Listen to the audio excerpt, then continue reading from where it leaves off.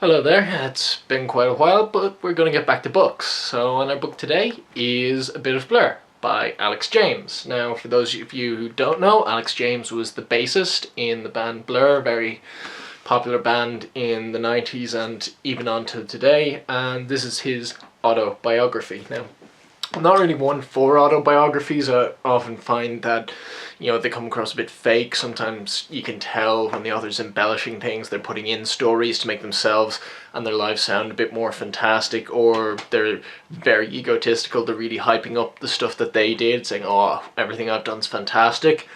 And I think Alex James' biography really gets away from that. It's a very personal book. It's more of a memoir than an autobiography. It's written very stream of consciousness from his early days going to school in Bournemouth all the way through learning music, going to college, meeting the people in Blur, through fame, fortune, and onto married life.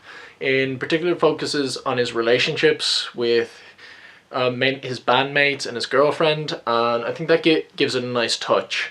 It's very human, particularly when Blur, this massively successful band in the 90s, and songs like albums like Park Life and the Universal, that it really comes off as this is just this guy's experience with it all, and I really like that. Of course, for me, probably the best part was about him learning to play guitar and playing in rubbish bands when he was just in secondary school, and really finding his feet. Generally, in terms of music stories, I find that's the most interesting part, because I know that's kind of the stage I'm at of personal investment in that sort of stage. But it's a really nice story, and it doesn't get too much into sort of what was happening around him at the time. It's very much just his story. So there's only about 2 paragraphs on the whole Britpop thing, with the big rivalry between Blur and Oasis. I think the quote is that, oh yeah, the singer had a nice voice, but most of the songs were kind of hokey, and that's it. That's really all he gives towards the battle of the Britpop thing between Blur and Oasis. So I think that really reinforces my opinion that the whole thing was just something contrived by the media and the record companies. The bands didn't have that much really to do with it. But it is a good book. I'd recommend it.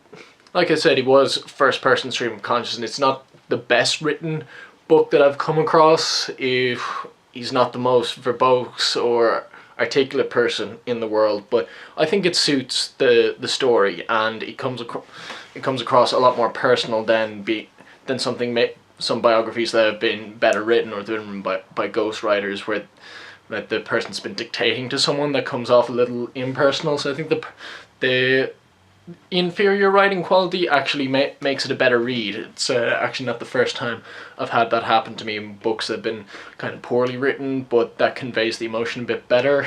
There are some quite nice moments in it, like that it's just his experiences. Like, one thing that got me is when he went to Japan for the first time. Like, Alex James is a big cheese aficionado. It's not something I particularly get, but apparently in Japan cheese is really hard to come by, and it has to become these special cans. And when he was there, the Japanese fans had brought it out and started throwing it onto stage. He got really embarrassed at this, that they spent a lot of money on this cheese, and he didn't want them to do that. But then there was a big backlash to him saying that because he was insulting the Japanese fans' hospitality.